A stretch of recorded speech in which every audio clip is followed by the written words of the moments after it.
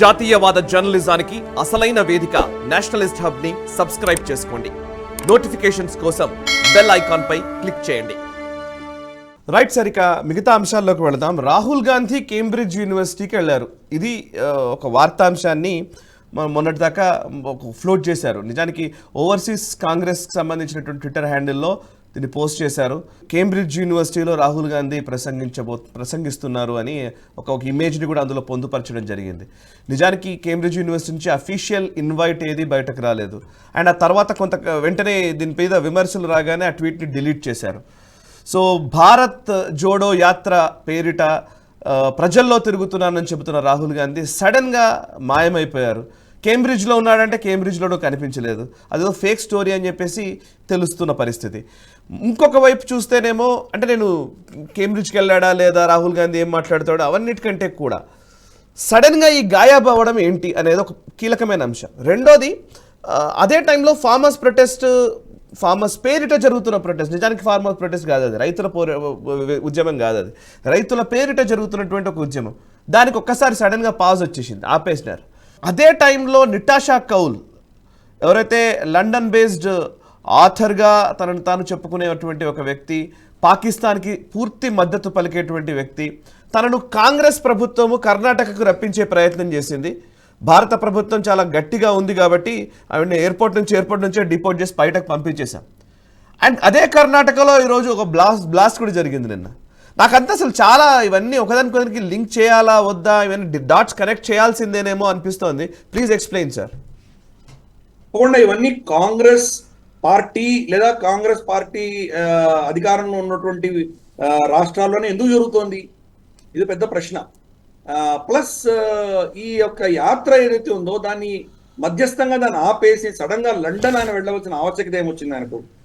ఈయన లండన్ వెళ్ళంగానే రైతుల ఉద్యమం, సోకాల్డ్ రైతుల ఉద్యమం కూడా వాళ్ళు నిలిపివేయడం ఎందుకు చేశారు, వాళ్ళు ఎందుకు నిలిపేశారు దాన్ని అంటే, లండన్ లో ఈయన ఏమైనా ఇన్స్ట్రక్షన్స్ తీసుకొని వస్తే ఆ ఇన్స్ట్రక్షన్స్ ప్రకారం దీన్ని ముందు తీసుకువెళ్దామని ఏమైనా ఆగారా వాళ్ళు? దీన్ని ఇంకా విస్తృతంగా చేసి దీన్ని ఇంకా ఒక రౌద్ర రూపం దాల్చడానికి సిద్ధంగా ఉన్నారో వీళ్ళు? ఏ డైరెక్షన్ తీసుకువెళ్ళడానికి సిద్ధంగా ఉన్నారు మనకు అర్థం కావట్లేదు. రాహుల్ గాంధీ తిరిగి వచ్చిన తర్వాత దేశంలో ఎటువంటి పరిణామాలు చోటు చేసుకోబోతున్నాయన్నది పెద్ద ప్రశ్నగా ఉన్నది. ఆల్రెడీ మనం దాన్ని ప్రివ్యూ చూసాము, మనం బెంగళూరులో బ్లాస్ట్ చూసాం మనం. అలాగే ఈవిడ కౌల్ అన్నటువంటి ఆవిడ ఎవరైతే వచ్చిందో భారతదేశానికి, భారతదేశం మీద మన ఎస్పెషలీ హిందువుల మీద విషం కక్కేటువంటి పరిస్థితి, అటువంటి వ్యక్తిని ఎందుకు అసలు కర్ణాటక ప్రభుత్వం ఎందుకు పిలిచింది? ఆవిడ లేకపోతే ఇంకెవరు మాట్లాడే నిష్ణాతులు ఎవరు లేరా? అంటే ఇదంతా కూడా ఒక పని కట్టుకొని దేశంలో ఒక ఏమంటారంటే ఒక విషపూరితమైనటువంటి అట్మాస్ఫియర్ క్రియేట్ చేయడానికి వీళ్ళు చేస్తున్నట్టు మనకు స్పష్టంగా అర్థమవుతుంది. రైతులకు కూడా ఎటువంటి డిమాండ్స్ లేవు యాక్చువల్గా. సోకాల్డ్ రైతులు వీళ్ళందరూ మిడిల్ మెన్, ఎవడో అక్కడ వ్యవసాయం చేయట్లేదు. వ్యవసాయం అంతా కూడాను బీహారీలకు, మనకు ఛత్తీస్గఢ్, జార్ఖండ్, ఉత్తరప్రదేశ్ నుంచి వచ్చిన వాళ్ళకి అప్పచెప్పేశారు. వీళ్ళు పంజాబ్లో వ్యవసాయం అంతా కూడా వాళ్ళు చేస్తున్నారు. వీళ్ళు ఓన్లీ అక్కడ వచ్చినటువంటివి ఎంఎస్పీకి అమ్ముకొని ఆ పైసలతోటి వీళ్ళు మర్సిడీస్ బెంజ్లు, బిఎండబ్ల్యూలు కొనుక్కొని ఎంజాయ్ చేస్తున్నారు పంజాబ్లో. వాళ్ళు వచ్చి ఎజిటేట్ చేస్తున్నారు. ఇన్ఫాక్ట్ ఆ వీడియోలు చాలా వైరల్ అయినాయి. వీడియోలో ఏం చెప్తున్నారంటే, మోదీ గ్రాఫ్ బాగా పెరిగిపోయింది, దాన్ని ఎట్టి పరిస్థితుల్లో దించడానికి మేము వచ్చామని చెప్తున్నాం.